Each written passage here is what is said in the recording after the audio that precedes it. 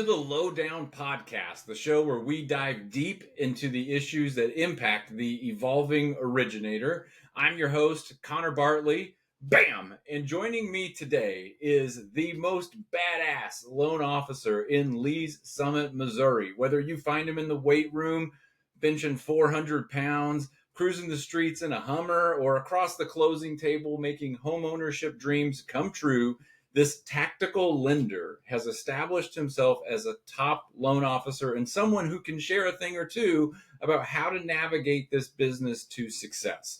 Dustan Broom, welcome to the Lowdown. All right. Thank you.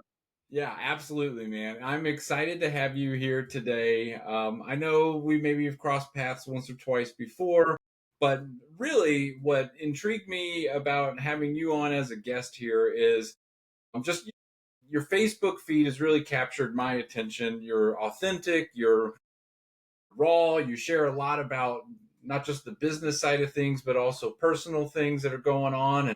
And I just think you do a great job of showing a more complete person in social media, which can be a hard thing to do. And so maybe we'll dive into that a little bit later. But before we jump into everything, I really want to give you a chance to just share with the audience a little bit about yourself, how you got into the business, and kind of what you're up to today. Yeah, how I got in. Wind the clock back to 2000. I was recruited by a guy to run a fitness club or to learn how to run a fitness club. This was in Phoenix. I got to the point where I was running multiple fitness clubs, 250 plus employees underneath me, the whole corporate gig, working probably 70 plus hours a week. That's what was required. I got burnt out fast. Ended up leaving that, went into computer sales, whatever, just something to abide the time. And then I decided I needed to leave Phoenix and move back to my home state of Colorado, which I did. And that landed me at Lifetime Fitness, something temporary. However, I moved October 2nd, 2008. And as everybody remembers, that's when rough time. Lots of stuff happened. We'll call it that. I just remember the reports to me thinking, I'll get it. I'll be able to pick up another job, get this, get out of the fitness business, get on task. And I got stuck in the gym business until 2012. Okay. And at that point, I had transferred with Lifetime to Kansas City. My son had been born during that time. He was born in 2009. His mother's whole family is in Kansas, so we just moved everybody out to the Kansas City area.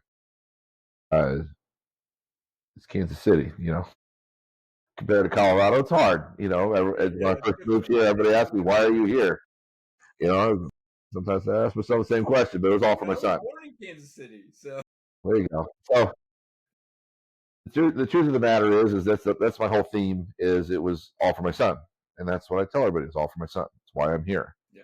And it was Halloween 2011 or 2012 Halloween. And in the fitness business, at the end of the month, which is Halloween, we're required to work long hours, typically 12-hour days. Those days, it's finishing up the numbers, trying to finish out our goals for the month. It's terrible. It's something, and you try to make fun of it, but it's terrible. Sure, yeah. My son's mother brought Cade in, and he was wearing a Thomas the Tank outfit, and I remember walking back into my office, and I took my clipboard and I threw it against the wall after they left, and I said, I'm not missing anything of his ever again. I said, that's it. And this is what a lot of us will call a defining moment. That moment completely changed my entire life. You don't ever know it at the time. That's the bad part about defining moments. You don't realize that, oh, this is a defining moment until later on when you're like, wow, that really helped. There was a gentleman over at Fountain Mortgage. Fountain Mortgage hadn't even been established yet. He had done mortgages for 20 plus years, and they were starting their own mortgage firm. And he liked my tenacity on the phone and said, hey, you just got to be good with people and good with numbers. Me coming from an engineering background, had that. And then me also doing sales since I was, 15 from Sears, had that. Okay, cool. Let's give this a shot. And it sucked. It was awful. I went from $70,000 a year to my first year in mortgages. I rocked out 32 grand. I was just suffering. My second year, 52K. So we're doing better. Third year, nope, just kidding. Back to 36K. So I ran into a lot of problems. Biggest hurdles were all forming there, but what was forming at the same time of hurdles were actually things that were going to make me a better loan officer. I talked with a close friend who does mortgages, and he said, "You've got to get out of there. You've got to go somewhere that will pay you a little bit of a salary to start or bonus to start." He says there's places that'll do it, and then from there, uh, we will you'll be able to have that time to go meet agents and start establishing sales. That was my biggest problem. Was for 3 years I was stuck in basically what I would call refinance hell. My leads all came in from the company, very low paying, and they were all very, very hard refinances, fights to the end to get a refinance done. But what it did was is it taught me guidelines, and I studied, paid attention, and learned how the guidelines work. And I also learned what a lot of us LOs, I don't know if you've learned it yet or not, but I've learned what we call the gray. And if you can learn to play in the gray, that's probably one of my best options for you, is because you then become a loan officer that can, you get to learn to see other angles of not only how a loan can go through, but how you can present it to an underwriter. Understand they're humans. The guidelines are written by humans. Most of the guidelines are, yes, black and white, but there are many ways to present a case or present figures and calculations. I mean, I'm sure everyone knows their underwriter has 10 different ways they can figure income.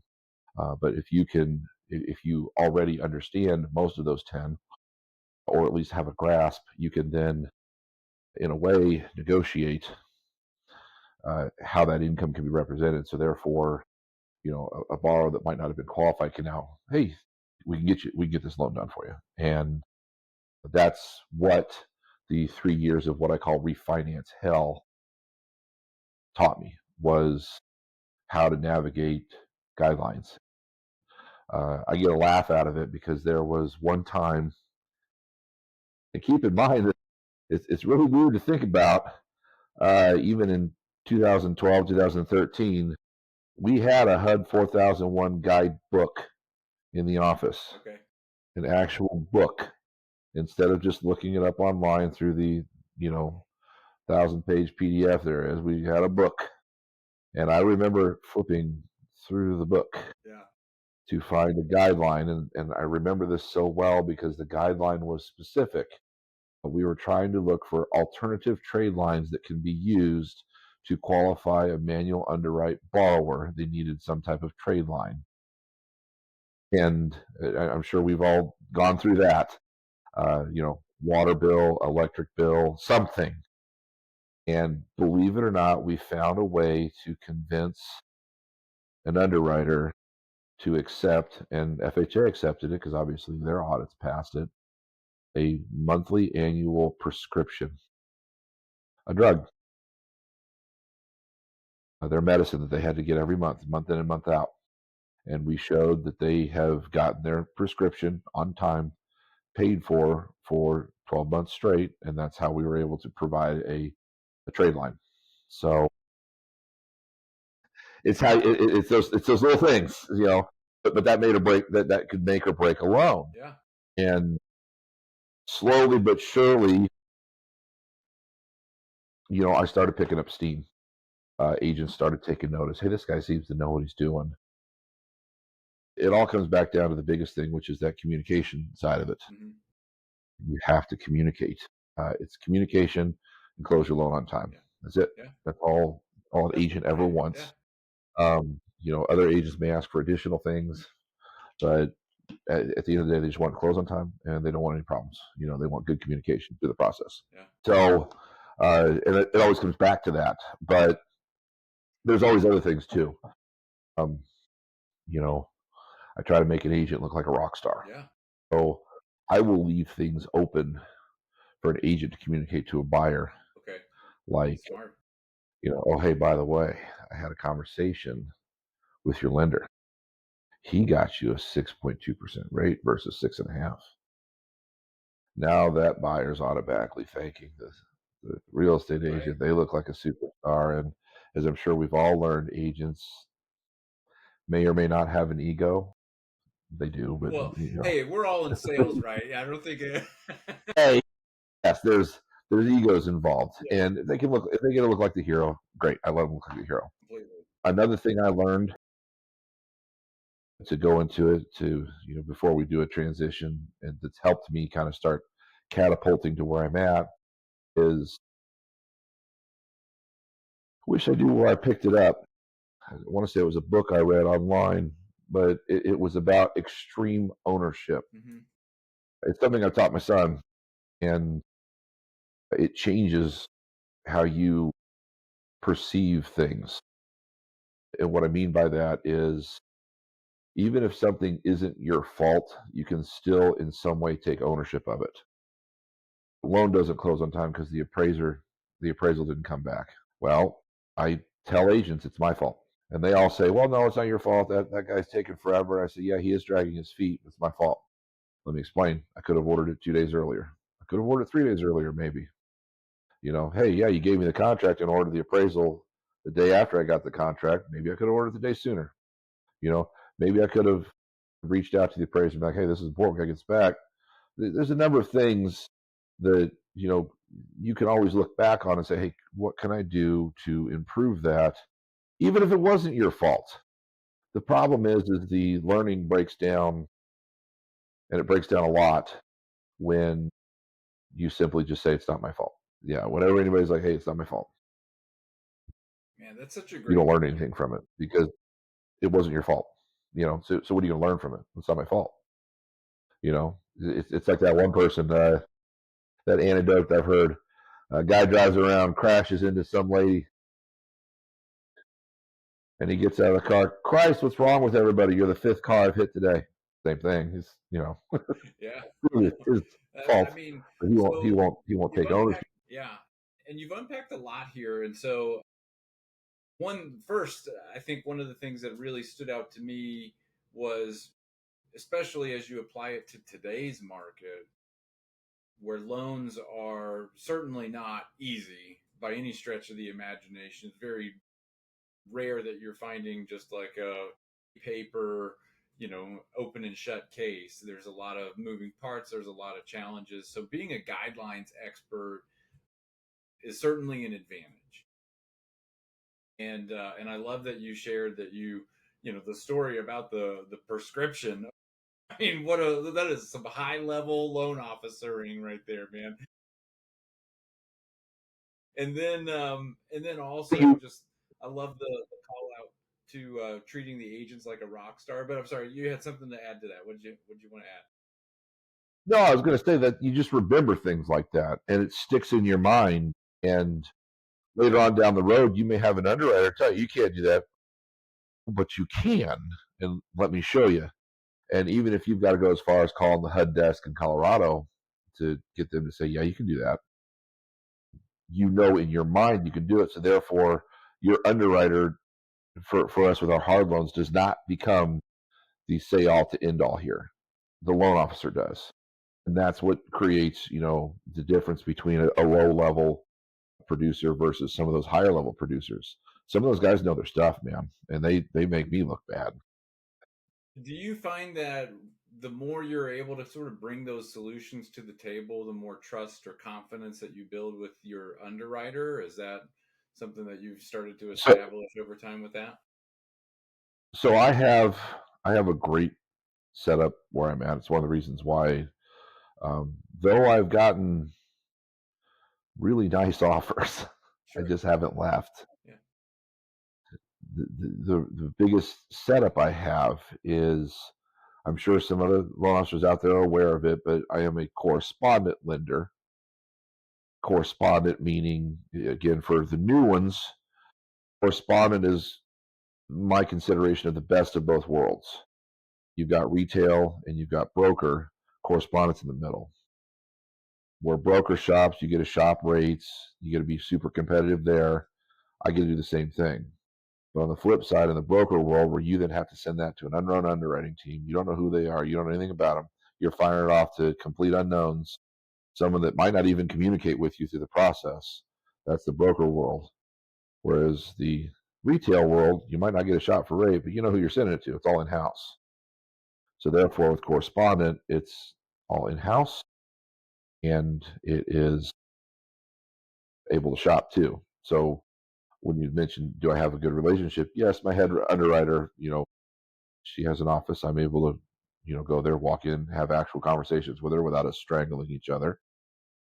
And the other benefit is as she and I have both had conversations, she's here to make sure the loans get closed also. But she also has to make sure that, if we're audited, Right. it's not a bad audit. Right. So there's a balancing scale that she has to maintain. But it's established that I do trust her. So if I have a real tough one, I'll call her, hey, here's the situation. And she'll lay it out black and white. Here you go. This is where it's at. And then sometimes I'll bounce it back and forth off of her and she might spring up, oh, you know what? You can do this. And I mean, there's been an example where she spent 3 hours on a file that in Kansas City, for any law officers here in Kansas City, there are houses out here that are 2 unit, and there's a lot of them that were 2 unit converts. And basically, it's a single family house. It's zoned as single family. If you convert it to 2 units, it's 2 units, and it can be sold as such. You do a 2 unit transaction because it's two completely separate units, one upper, one lower. Got it. I had a first time home buyer buying a 2 unit with FHA. Everything with FHA passes, it's perfect. But then the loan got denied 100%. And what caught us is the insurance on the property itself. The insurance will only rebuild to what is coded for the area, or what is zoned, I should say, not coded, but zoned. So therefore, if that entire structure, that 2 unit burns down, insurance is only allowed to build a single family house. Got it. Because of that, FHA will decline the loan 100% because insurance, they won't do it. Fannie and Freddie will. And I had an underwriter spend 3.5 hours figuring out the proper income calculation of what overtime versus what base pay to put together to one, not only get her slid under home ready, but also to have enough to where she doesn't fail DTI and we can still qualify it. Yeah. But when you have an underwriter willing to do that amount of time, because this slapped us right at the end, we were days from closing, Boy. and this insurance thing came in and got us, and none of us knew about it, Yeah. including my underwriters. They were like, I had no idea. So we were able to convert it to conventional literally at the last minute, and it ended up saving the deal. Yeah. And I So, mean, those are the kind of deals, though, if you can't save it when you're so far into the process, I mean, that's a huge reputation hit to you as a loan officer. Because again, with the extreme ownership, it's, hey, yeah, I'm going to take the brunt of that. But yeah, having that team behind you, being able to figure that out, someone who will do that work that's so valuable, man. So hats off to them and to you for that. But yeah, that's that one wasn't me at all. I had not, I had nothing to do with saving that one, but I got to do the awesome calls to everybody and say, hey, we figured out a way to save it. But that's where, yeah, as you mentioned, having trust in your underwriting team is huge. yeah, You got to know who you're dealing with. absolutely.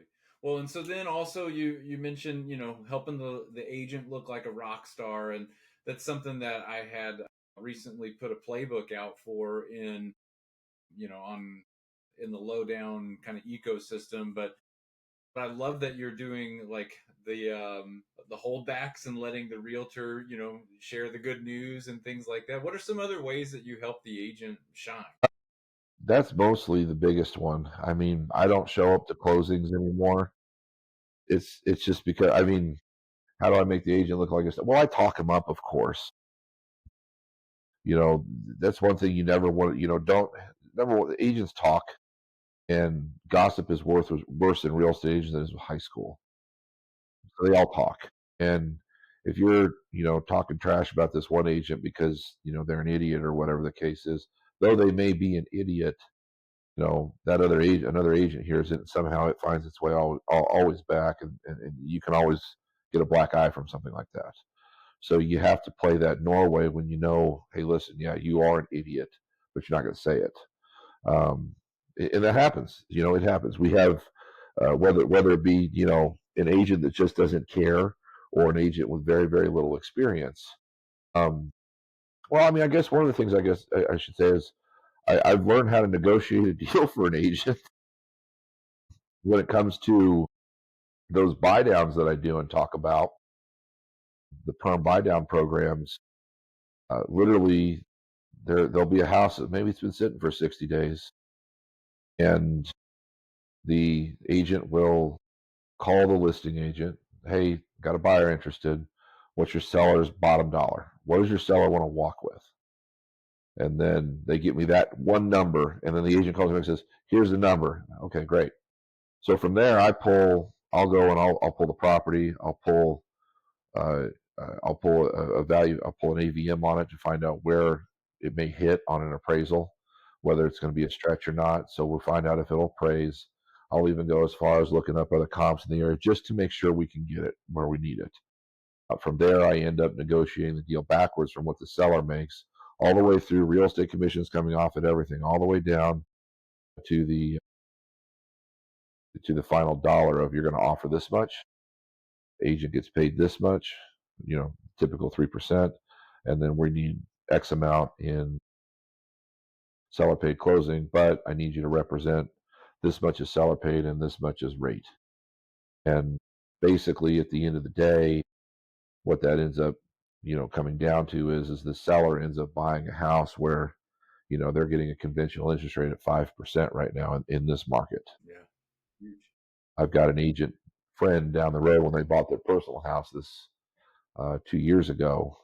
They got 4.875% from seller concession. They just had the seller rip the rate all the way down. And again, this was another one of those programs that is something that I had learned can be done. And it was actually not only told by the owner, told by the general manager, and told by our head underwriter can't be done. I knew it could be done, but I had to show them how to actually do it. Yeah. But that's another way you make the agent look like a rock star, because I put the whole deal together. They don't have to do anything but here, fill out the paperwork and sign it. So their job's done, is made easier. So not necessarily make them look like a rock star, but just make the job easier. Yeah, absolutely.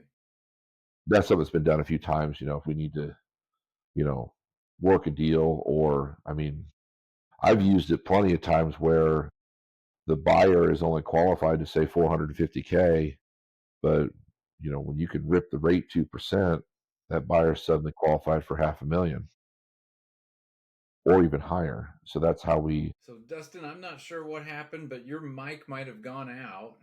Uh, suddenly went quiet on me. Give you a chance. How's that? There we go. Now you're back. This one went dead. It's all Let me good, plug man. this one in Well, real quick. so all very smart stuff, and I want to just revisit also the extreme ownership, and then if you don't mind, I mean, is there anything else that you're working on from a skill standpoint for the future, to continue evolving yourself with extreme ownership in mind?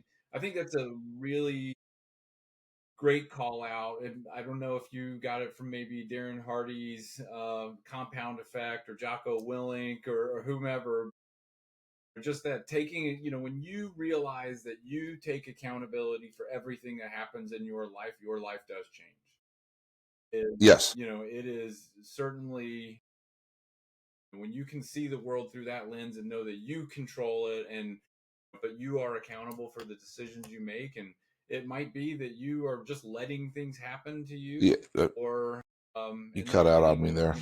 doing the things or taking action. So I think that's a great call out. But how have you seen that play out in your business, and how has it impacted things? And then just to wrap up, what are you working on now? I don't know if you can hear me, but you're froze up on this Are end. you losing me? Sorry. Okay, sorry, man. Yeah, I'm back. There you are. You're back. So I guess what I was saying is, sorry for the technical difficulties there, everyone. You're okay. But yeah, as you mentioned the extreme ownership part, Yeah, I yes. mean, how have you seen that really kind of impact business for you? And then just to wrap things up, like, is there anything that you're working on from a skill set for the future to continue evolving as an originator? When you take that extreme ownership aspect to your life and you start applying it not only to work but everything else, you start to change not only that but your perceptions of reality. You mentioned earlier I caught your attention from my Facebook stuff. Hmm. Well, your perception of reality, you start looking at Facebook, realizing that 95% of everybody on there is full of it. You know, they're it's a facade. It's all fake. It's their life as they wish it would be. And the problem is you have tons of people that are secretly struggling behind a screen, and they don't own it because they want to live this life of the screen. And when you take that extreme ownership, you actually become more attuned into the people who are literally not living that. You notice it more. Right. Sure. And in the same token, though, you then start applying, hey, what if I let them know that I'm not okay? You know, think of that Jelly Roll song. It's a big hit. I'm not okay because so many people can relate to it because they're not okay. They're bad. They're in a bad spot. And but you know, if you go through how they portray themselves in public, you're like, what are you talking about? You're having the best life ever. Look at Right. this. Yeah. It's amazing. So it's like because I do that though, it makes you become relatable to people, and people then have that. I mean, like I said, who would ever thought that you'd have be able to be relatable to a country singer who used to be a rapper who was a drug dealer Uh-huh. and was locked up for many years for the majority of his life. How do you find relation to that? And all of a sudden, it's not you finding, it's him finding relation with you, and you realizing, well, yeah, I'm not okay. But that's just part of the process, and that's why I try to get really raw with folks. And I warn people. I said, yeah, in our communication, I'm probably going to piss you off because I'm going to tell you what I'm thinking. I'm going to give it to you straight. I'm going to take the sugar out of it, as we're all doing with the FDA and all the new changes, taking the sugar out. I Yeah. take this. I don't sugarcoat stuff. I try to give it to people raw. Some people like it, some people don't. But at the end of the day, they thank you for it because they realize that, hey, you set me straight. This goes for agents and clients. It even goes for coworkers and managers. You set them straight, that you get a different level of respect from everybody. But I do it on a public level, probably too much. But what the hell? uh, just because it makes people are more prone to reach out to me. I mean, I've got 4 loans in my pipeline right now. There were just people reaching out. Hey, I got a question, and that question turns into something more. But as we've all been, nobody likes to feel stupid, and whenever people want to ask questions, they feel stupid. So when they feel comfortable asking somebody a question, they won't necessarily feel stupid, but they at least feel comfortable. And that's the part that you want. You want them to feel comfortable coming to you and saying, "Hey, I need you to shoot me straight." And that's usually how a lot of questions are asked to me. Hey, I need you to shoot me straight. I'm like, oh well, no problem. Yeah. What's going on? And whether it's a problem with a landlord, or whether it's something broke at their house, or whether it's they actually have a question for a loan. At the end of the day, every person you can speak to could be an opportunity to grow your business. I've got one lady who, we did her loans. She does at-home daycare. She wants a career change.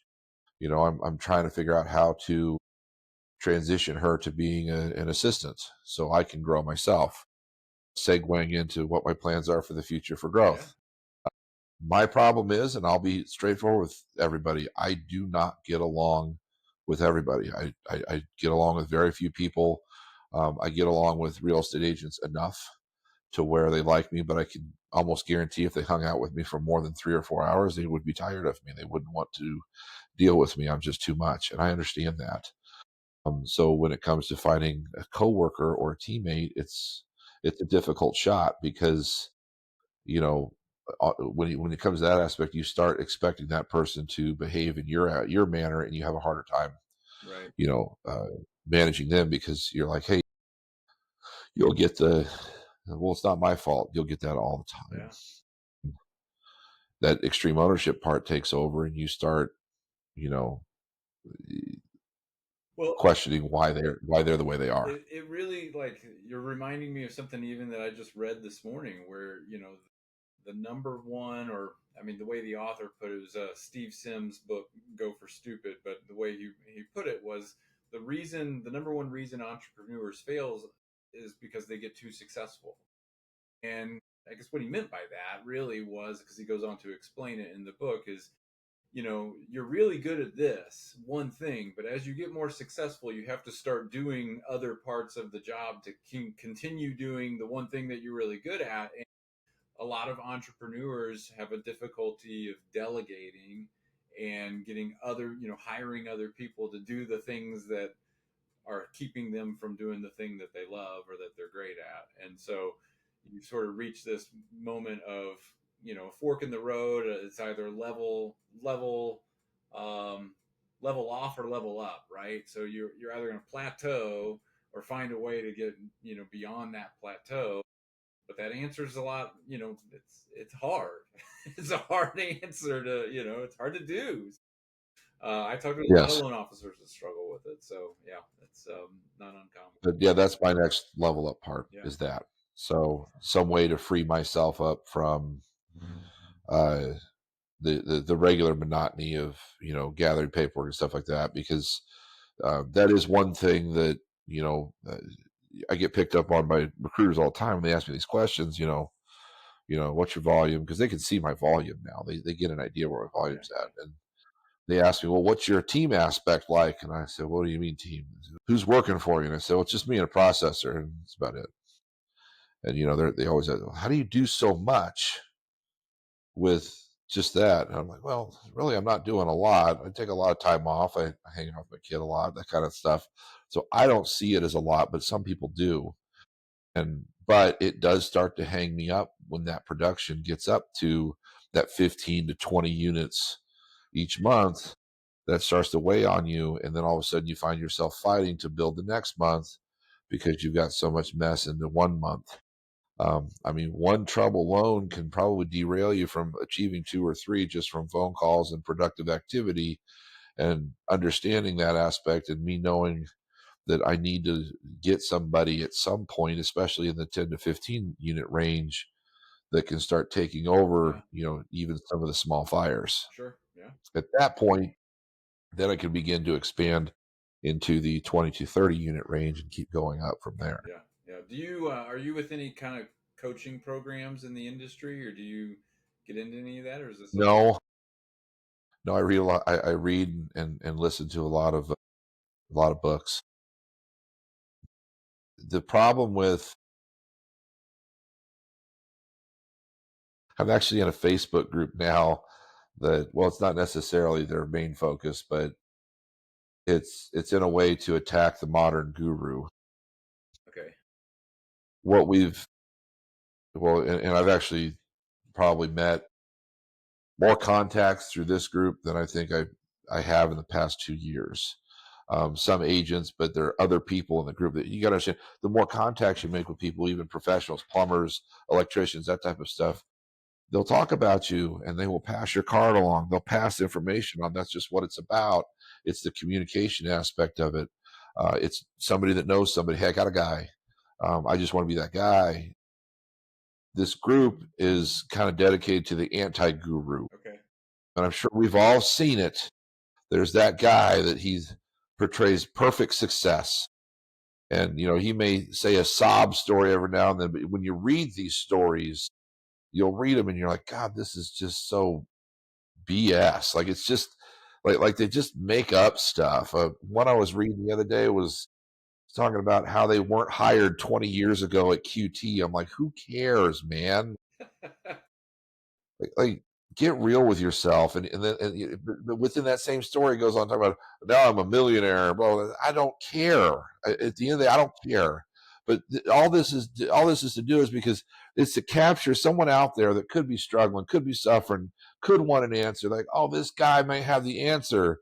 And they get to talking with this guy, and the guy's like, yeah, great, 20 grand. And these people fall for it left and right. They fall for this bull crap. Here's 20K. You're really going to help me. The dude doesn't end up helping them at all. That's what happens at the end. It happens a lot, or my favorite one is there's these other groups I've seen where literally it's they literally deliver the same thing you can pick up on a Sunday sermon at your local church. Mm, That's what they deliver. Oh, family, love God. Yes, all very, very important. And the message is great, but the message is identical to what you pick up. But instead, you're paying 15 grand for that Sunday sermon you can get for free, where you could have used that 15 to grow your business itself, or uh, my world donated it to something worthy locally. Um, and that's another thing that I do to help build is, I guess, to kind of end where I come from.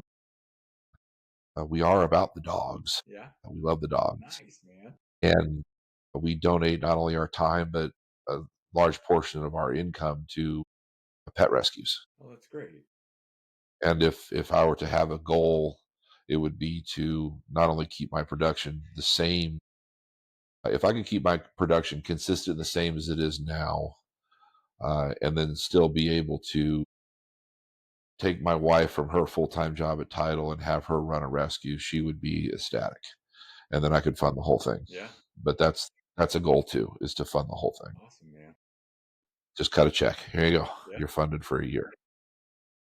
I mean, That's a great that's the goal, man. ultimate I goal for love me. that. I I mean, mean, we all I have would to have love. things outside of ourselves, outside of the, goals don't have to always just be about the business. There's something else that's bigger than that, and that's where you really find a driver. So uh, that's awesome stuff, man. Well, and I love that you're goodwill hunting yourself into the business, right? The reading the books and figure. I mean, you can figure it out on your own. I think for some, the accountability piece of coaching is helpful. But if you've got somebody that helps you stay accountable, then that's worth it.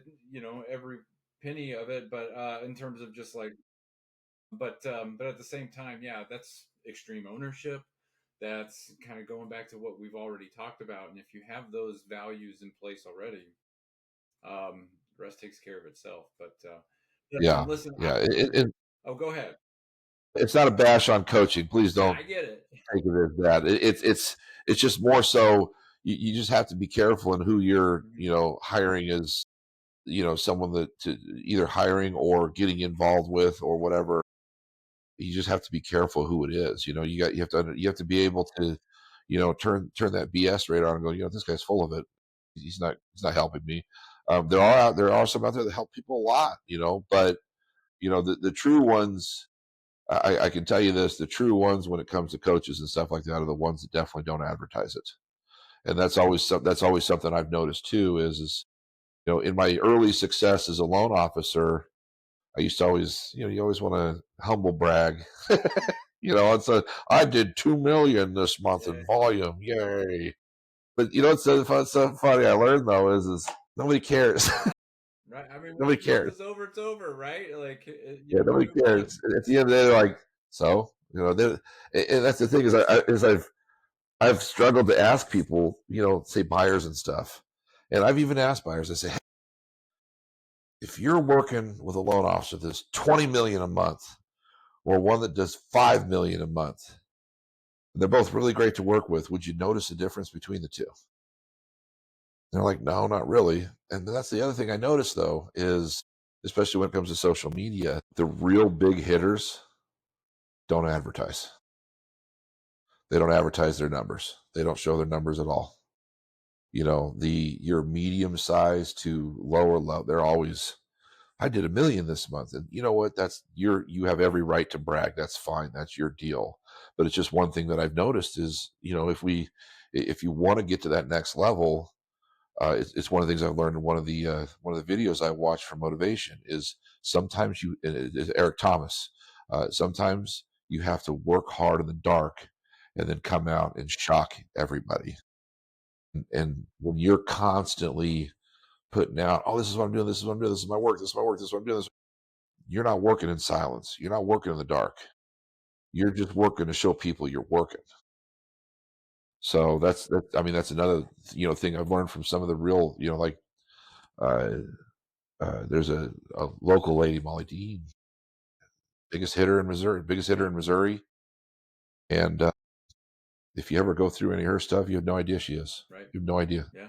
Well, I think you're doing an element of that also by stepping back and letting the agent kind of be the hero in some of these moments. And, there's a lot of people that would love to take that credit and be the person that gives that news and be the one that wears that badge. But to step back and say, hey, I want you to take this and give them that opportunity. I mean, those are those little things that I think really separate average from above average to elite and help put people in a situation where they can continue to grow because people remember how you make them feel. They remember how you promoted them and gave them the spotlight, and that goes a long way. So anyway, but listen, Dustin, I want to thank you for joining and sharing all of your insights and everything, and it's been great just hearing it from you. And I hope I'm sure the audience got a lot from it. And so, best of luck to you in your future. And just thanks for coming on the lowdown. Thanks, bud. I appreciate You it. bet.